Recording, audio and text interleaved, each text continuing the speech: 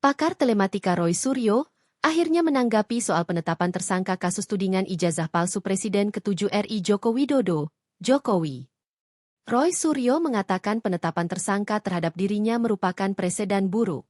Pasalnya, ia mengaku sebagai pemerhati telematika yang memiliki hak hukum untuk meneliti dokumen-dokumen publik malah ditersangkakan. Meski begitu, ia mengaku menghormati penetapan tersangka yang dilakukan oleh Polda Metro Jaya. Ia pun tampak santai usai ditetapkan tersangka.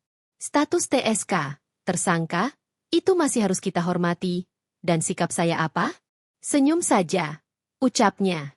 Menurutnya, penetapan tersangka salah satu proses awal yang masih banyak tahap akan dilakukan. TSK itu adalah salah satu proses. Masih nanti ada status menjadi, misalnya lanjut, itu baru menjadi terdakwa, baru lanjut lagi menjadi terpidana, imbuhnya.